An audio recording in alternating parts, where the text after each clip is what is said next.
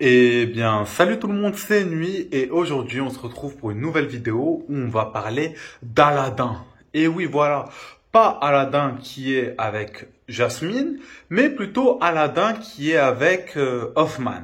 Voilà.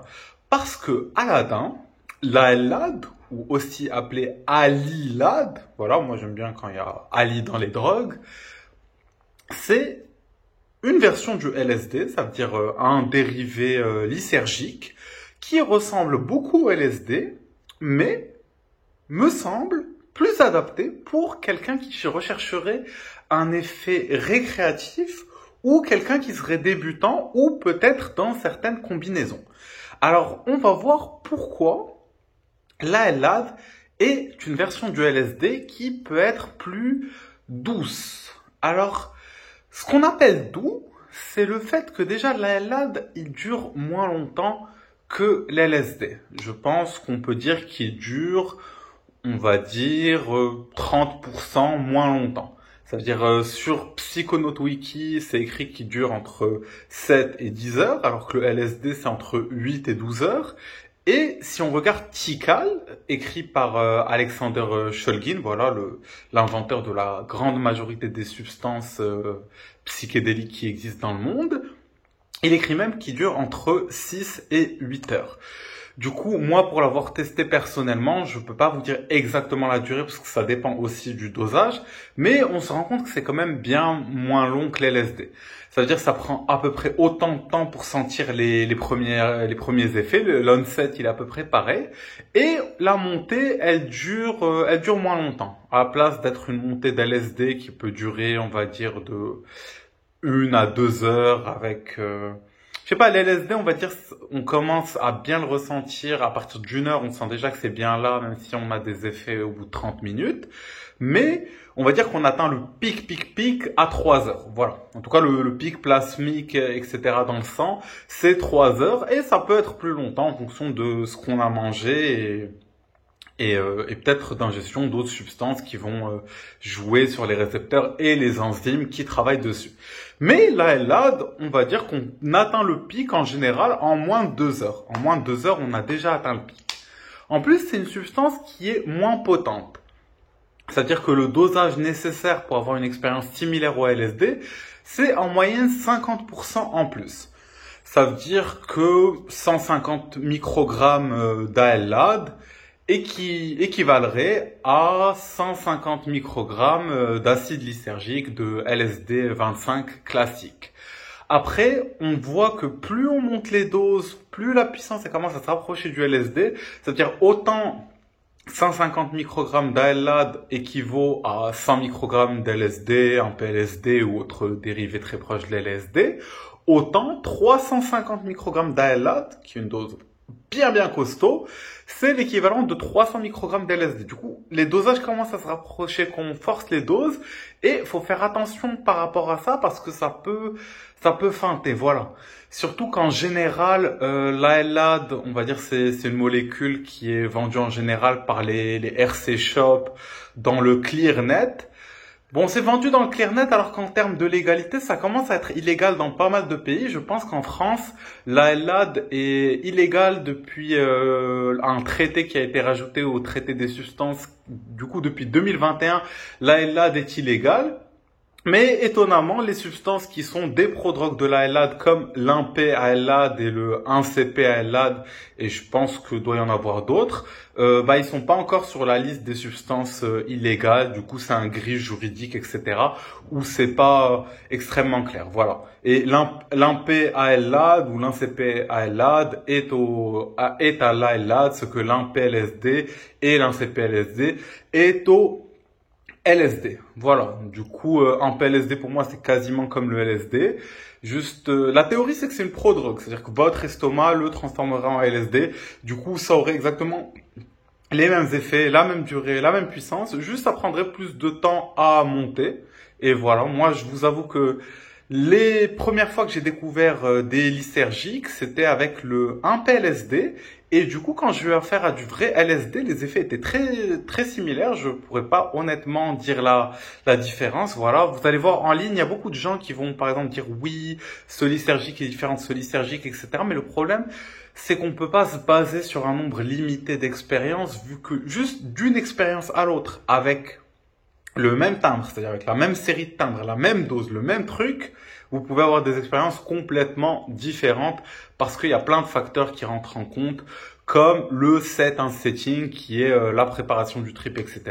Du coup, je vous laisse juste ici ma vidéo sur le set and setting parce que on peut avoir une expérience beaucoup plus puissante et beaucoup plus profonde avec la même dose de la même substance dans des conditions idéales avec par exemple des facteurs comme la méditation, la musique, l'ambiance, des choses comme la respiration holotropique qui peuvent interagir avec l'expérience. Voilà. Et je tiens aussi à préciser que je ne suis pas en train de vous inciter à la consommation ou non de substances, qu'elles soient légales ou illégales, parce que c'est la loi, etc. Moi, est-ce que j'aimerais bien le faire? Je sais pas. Vous avez peut-être votre idée. En tout cas, un truc intéressant que j'avais lu de Caspian, Phoenix Caspian, un gars qui est très controversé dans le milieu des psychédéliques parce qu'il va loin, etc. Il dit qu'au final, c'est un monde sans psychédéliques qui est dangereux et pas un monde avec les psychédéliques. C'est-à-dire qu'il dit un monde où il n'y a pas de psychédéliques, c'est le monde actuel où c'est très tourné vers l'égocentrisme et le monde il part un petit peu en couille, alors que les psychédéliques étaient là depuis très longtemps dans tout type de culture, voilà, c'est-à-dire même par exemple en Algérie, on retrouve des fresques qui ont 5000 ans où il y a sur le mur dessiné avec de la peinture artisanale, un chaman avec des champignons, voilà, et je pense partout dans le monde, les psychédéliques étaient utilisés, voilà. Un truc amusant, c'est que j'ai même vu pour ceux que ça intéresserait, il y a un hadith, ça veut dire c'est un truc qui est lié au Coran, genre je sais pas exactement le système, je sais pas directement dans le Coran, mais c'est par rapport à ce qu'il y a dedans, qui dirait que le prophète dans l'islam aurait parlé des truffes hallucinogènes et de comment les cuisiner et de leur intérêt. Voilà. Du coup, pour les curieux, vous tapez hadith truffles sur YouTube et vous trouvez un gars qui en parle, c'est intéressant. Fermons la parenthèse. L'ALAD a été synthétisé pour la première fois dans les années, je pense, 80. Et ça a été étudié par David Nichols. Et c'est écrit, un truc qui m'a surpris, c'était pas écrit Albert Hofmann, c'était écrit Andrew Junior Hofmann. Du coup, moi, j'ai bugué, je me suis dit, Andrew Junior Hofmann, qui es-tu? Es-tu le fils d'Albert Hofmann? Après, quand on dit junior, normalement, junior, tu t'appelles junior quand t'as le même prénom que ton père. Du coup, j'ai cherché Andrew Hofmann. Bon, Andrew Hofmann, t'en trouves plein. J'en ai même trouvé un. Il fait des vidéos où il hack Pokémon jaune. Et c'est pas une blague. C'est vraiment pas une blague. Andrew Hofmann fait une vidéo où il explique comment hacker Pokémon jaune. Je me suis dit que c'était pas lui. Après, j'ai trouvé un Andrew Junior Hofmann qui serait né en 1961 et qui est un chercheur et qui fait pas mal de choses, mais j'ai l'impression que c'est quand même loin des psychédéliques, vu qu'il parle de commerce, d'économie, d'environnement. Mais j'ai vu une vidéo où il aborde le chamanisme, et au final, les recherches, elles ont été faites dès 1982, du coup, il aurait 21 ans, du coup, ça serait bizarre. Du coup, voilà, honnêtement, j'ai pas d'informations. Est-ce que c'est une erreur, et c'est Albert Hofmann qui aurait fait les études, après, il aurait quand même déjà 20 ans quasiment au moment des études. Après, ça a quand même été fait avec... il y a des études qui ont été faites où c'est écrit Andrew Junior Hofmann, qui ont été faites avec Alexander Shulgin. Du coup, voilà, je suis un peu perdu sur ça. Si jamais quelqu'un a une information dans les commentaires sur pourquoi dans les recherches il y a écrit Andrew Junior Hofmann, est-ce que c'est son fils, est-ce que c'est lui, il y a eu une erreur, est-ce que c'est son deuxième prénom, je suis prêt à prendre l'information parce que ça m'intéresse beaucoup et je suis curieux, tout simplement. L'ALAD, en plus d'avoir une durée plus faible que le LSD, il va provoquer moins d'anxiété et moins de symptômes physiques. Par exemple, la vasoconstriction qui peut arriver sous LSD, ça veut dire, entre autres, c'est la sensation de ne pas sentir ses doigts. Du coup, ce n'est pas la sensation, c'est la non-sensation, c'est l'absence de sensation de doigts. Je ne sais pas comment l'exprimer honnêtement pour être complètement transparent avec vous. Voilà. Et du coup, la vasoconstriction, c'est quelque chose qui peut arriver sous LSD que j'ai jamais vécu personnellement, mais qu'il y a certains proches qui ont vécu. Et bon, c'est quelque chose qu'on peut facilement arranger avec des choses comme une supplémentation en ginkgo, manger de l'ail avant, certains aliments, des molécules comme l'aspirine, même l'ibuprofène, il fait ça, etc. Enfin voilà, je vous invite à vous renseigner. Peut-être pour les curieux, si ça vous intéresse, je ferai peut-être une vidéo sur tous les suppléments qui peuvent être intéressants à prendre avec les substances, avec les drogues en général et les substances dont je parle particulièrement. Voilà. Et bref, si vous êtes intéressé par que je fasse une vidéo sur tous les dérivés de l'LSD, je pourrais peut-être le faire. Après, je sais pas s'il y a vraiment un intérêt à faire ça. La LAD, quant à lui, il a pas mal de visuels pour un mindset qui va être peu présent. Ça veut dire, pourquoi c'est une molécule pour débutants? Ça peut beaucoup surprendre un débutant, le LSD. Pourquoi? Parce que un débutant va avoir du mal avec un mindset où tout est remis en question. Et il y a beaucoup de gens, surtout quand ils commencent, ils vont plus être intéressés par les effets hallucinogènes, les visuels, les sensations augmentées. C'est-à-dire, il y a une amie à moi qui est dans un setting qui n'était pas non plus pourri. C'est-à-dire, on était dans une maison à côté de la plage avec des gens de confiance. Mais bon, vu qu'elle avait voyagé, etc. Bref, elle a badé à 65 microgrammes. Après, elle a badé juste pendant la montée, puis elle a vécu un trip absolument génial. Mais pendant la montée, c'était vraiment un bad où elle se tirait les cheveux, elle criait et tout. Genre, c'était pas beau à voir. Et je pense que clairement, c'est quelque chose qu'elle n'aurait pas vécu avec de l'ALAD. Du coup, je pense que l'ALAD peut être très intéressant pour les gens qui veulent, on va dire, découvrir l'LSD d'une manière plus douce, ou quelqu'un qui rechercherait quelque chose de juste récréatif, parce qu'il y a pas mal de gens qui vont prendre de l'LSD en festival, en concert, en teuf. Et le problème avec ça, c'est que vous pouvez vous retrouver dans une expérience très profonde au niveau du mindset, très introspective, et c'est pas forcément ce que vous recherchez quand vous êtes là en train de vivre quelque chose que vous voulez qui soit récréatif, etc. Du coup, je pourrais mettre là et là sur la liste des substances qui sont, on va dire, plus récréatives et adaptées aux débutants, comme on pourrait mettre le 2CB, le 2CB Fly, le 2CC et voilà, pas mal d'autres molécules. Après, c'est pas tous les LAD qui font ça. Attention, parce que l'ETH-LAD, ETH-LAD, il est il est quand même, je trouve, plus puissant et plus introspectif que l'LSD. J'ai l'impression que c'est une sorte d'LSD sérieux, l'ETH-LAD, voilà. Après, j'ai pas eu l'occasion de le tester vraiment plusieurs fois, mais pour l'avoir testé, l'ETH-LAD, j'ai vraiment l'impression que c'est une sorte de LSD sérieux, de LSD plus profond, plus analytique, etc. La LAD, moi, dans mon expérience, c'est quelque chose qui va pas forcément vous envoyer dans les profondeurs de votre esprit. Ça va plus vous laisser explorer les sensations physiques, les visuels. On peut avoir de très beaux visuels. C'est-à-dire, la LAD, vous pouvez monter à des doses de 150-200 microgrammes. Enfin, on peut monter à ça avec toutes les substances théoriquement. Mais ce que je veux dire, à 150 microgrammes ou 200 microgrammes d'ALAD, non pas le mindset, j'ai utilisé ce mot, je l'ai perdu, surprenant. Mais on va dire, l'effet sur le mental n'est pas aussi puissant, alors que l'effet visuel va être beaucoup plus puissant, l'effet tactile, etc. Du coup, c'est possible de plus explorer ces aspects-là de l'LSD qui peuvent être plus sympas à explorer pour quelqu'un qui va rechercher du récréatif. Voilà. Et un autre truc qui peut être intéressant, c'est en combinaison. Ça veut dire, je vais vous parler du candy flip. Un candy flip, c'est classiquement LSD MDMA et de manière plus originale et pour moi plus adaptée LSD 6-APB ou LSD 5-APB, 5-MAPB.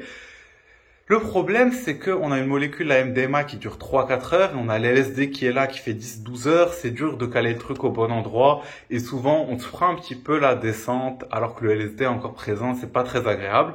Alors qu'avec la LAD, ça peut être plus intéressant, parce que vu qu'il a une durée plus courte, et qu'en plus il est plus récréatif avec le mind truc qui est moins puissant, ça peut être plus intéressant pour les gens qui veulent faire un candy flip de type récréatif dans un milieu festif, amusant, dansant, etc. que qu'un candy flip qui, pour moi, au final, les candy flips, je pense qu'au début, j'étais pas forcément sur le côté thérapeutique que je voulais rechercher, j'étais plus dans la recherche des effets, mais au final, ça m'a tellement blasté, surpris, que je me suis retrouvé à vraiment rechercher l'effet thérapeutique, l'effet introspectif et la facilité d'accès à l'éveil avec une peur qui est inhibée. Mon ex-copine, c'est quelqu'un qui est très très anxieuse, vraiment. Elle a une anxiété, elle a des niveaux d'anxiété de malade. Elle était sous benzo à plusieurs moments de sa vie et elle a une addiction à l'alcool qui est quand même assez vénère. Et du coup, ça fait qu'elle a des montées d'anxiété, des crises de panique très facilement. Et du coup, elle avait beaucoup de mal avec tous les psychédéliques. Ça veut dire même des faibles doses de champi, elle pouvait partir un peu en bad, en parano, etc.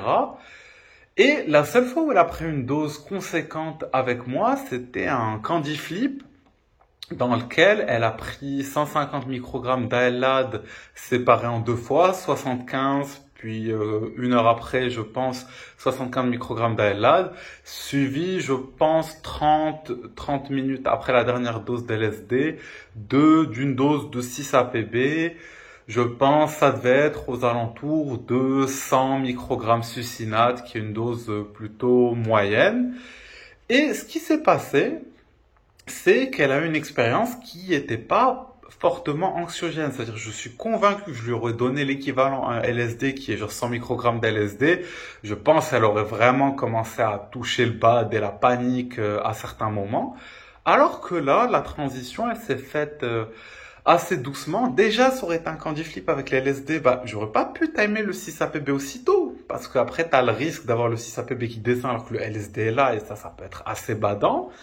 Et, en plus, bah, le LSD, la poussée qu'il a l'LSD, ça veut dire l'ALAD, il pardonne beaucoup plus. L'ALAD, il pardonne beaucoup plus. Tu prends une dose trop forte d'ALAD avec le mauvais set and setting, ça va, tu peux t'en sortir, on va dire, sans séquelles psychologiques, je sais pas si c'est le bon terme, mais t'es là, tu prends du LSD, tu tapes 200 microgrammes d'LSD alors que t'as pas trop d'expérience dans le mauvais set and setting, franchement, tu peux avoir des dégâts. Tu peux avoir des dégâts, ça veut dire vraiment avoir un bad trip énorme, être traumatisé pendant un bon moment, alors que la LAD, ça va beaucoup plus pardonner. Et son trip, il a été très très intéressant. Ça veut dire qu'au final, la LAD va quand même avoir sa touche de profondeur, juste, on va dire, c'est moins perceptible et plus dans les doses élevées. Mais l'expérience qu'elle a eue, elle est partie très loin à l'intérieur de ses traumatismes. C'est-à-dire, elle a vécu des choses très très très difficiles dans son enfance par rapport à... Enfin voilà, j'ai pas forcément envie de divulguer sa vie privée, mais c'était vraiment pas facile. Et elle a pu parler de choses qu'elle a jamais pu exprimer dans sa vie, alors qu'elle a vu des psychologues et même des psychiatres pendant des années. Et c'est des choses qu'elle a jamais pu dire, tellement c'était intériorisé comme quelque chose de mal et de honteux en elle. Et du coup, je pense que ça l'a énormément libérée d'en parler. L'expérience, au final, elle était hyper douce et agréable jusqu'à la fin. Et puis voilà, on s'était endormi tranquillement. Moi, au final, j'avais consommé la même dose qu'elle, mais vu que j'avais plus d'expérience, au final, c'était quasiment son trip dans lequel, on va dire, j'étais complètement plongé d'une manière où j'essayais de la guider, de l'aider, d'être au final une sorte de reflet, je sais pas comment expliquer. C'est vraiment pas facile à expliquer les interactions sous psychédéliques, c'est quelque chose d'assez complexe. L'idée en tout cas, c'est qu'après cette expérience, elle avait des problèmes alimentaires liés à la consommation d'alcool, au stress, au fait qu'elle avait un complexe PTSD et qu'elle était borderline. Ben, elle vomissait quasiment tous ses repas. C'est-à-dire, honnêtement, elle vomissait tous ses repas au point où vraiment je m'inquiétais gravement pour sa santé. Et après cette expérience, pendant une bonne période, à la place de vomir quasiment tous ses repas, elle s'est retrouvée à vomir 1 à 2 fois par semaine. Bon, vous allez me dire 1 à 2 fois par semaine, quelqu'un qui vomit, c'est quand même beaucoup, mais quand tu passes de quelqu'un qui vomit peut-être 20 fois par semaine à 1 à 2 fois, tu te dis, c'est incroyable ce qui s'est passé. Après, voilà, ça a pas duré longtemps, ça a duré quelques mois parce qu'elle a pas non plus pris soin d'elle. Elle est retombée dans une consommation d'alcool élevée. Elle a même commencé à consommer du crack à un moment. Mais bon, c'est une autre histoire. Mais c'est une manière de vous dire que même si vous pouvez avoir des avantages et des bénéfices avec les psychédéliques long terme, si vous faites pas des changements dans votre vie pour garder et améliorer vos habitudes et pas faire d'actions destructrices, vous pouvez toujours perdre les bénéfices que vous avez eus. Voilà, voilà. Du coup, les amis, je pense qu'on a fait le tour de la discussion sur la LAD par rapport à ce que je connais personnellement. Je vous laisserai en description plein de liens, le lien Psychonaut Wiki, le lien Tikal où il y a les expériences d'Alexander Shulgin, le forum Blue Light sous la forme de Big and Dandy qui sont hyper intéressants où il y a au final des centaines et des centaines de témoignages sur cette molécule et sur tous les molécules. Moi, j'adore ce forum, même si bon, les gens là-bas, ils sont un peu tarés, ils vont un peu loin, mais bon, je trouve ça vraiment, vraiment intéressant. Et du coup, pour faire court, en conclusion, la LAD est un psychédélique proche du LSD qui a une durée plus faible, qui est moins prône à l'anxiété, qui va beaucoup plus jouer sur les visuels et les sensations physiques et beaucoup moins sur le mental. Du coup, ça en fait une molécule plus adaptée pour un débutant qui aura une facilité à explorer le monde psychédélique sans forcément faire face à quelque chose auquel il aura du mal à ne pas réagir, à des résistances, à des traumas qu'on n'a pas forcément envie de soulever tout de suite quand on est nouveau dans le milieu des psychédéliques et quand on l'aborde peut-être assez jeune ou peut-être avec un mindset qui n'est pas forcément le mindset thérapeutique ou le mindset d'éveil. C'est plus une envie de découvrir, une envie peut-être du côté récréatif, sur lequel je ne me focalise pas, mais je ne juge pas. Et voilà, et c'est une molécule, on va dire, qui est assez récente, c'est-à-dire elle est étudiée depuis les années 80. Elle est disponible sur le marché des RC Shop depuis un peu plus d'une dizaine d'années maintenant. Et voilà. Voilà, je pense en avoir fait le tour, les amis. Je pense avoir parlé d'Aladin. Sur ce, les amis, je vous souhaite de très bons trips dans vos vies. Je vous laisse 2 vidéos juste ici, une playlist juste ici. Voilà, j'ai pas trop d'idées. Et je vous invite à prendre soin de vous, à découvrir calmement. Et n'hésitez pas à lâcher un pouce, à commenter, à vous abonner. Hasta la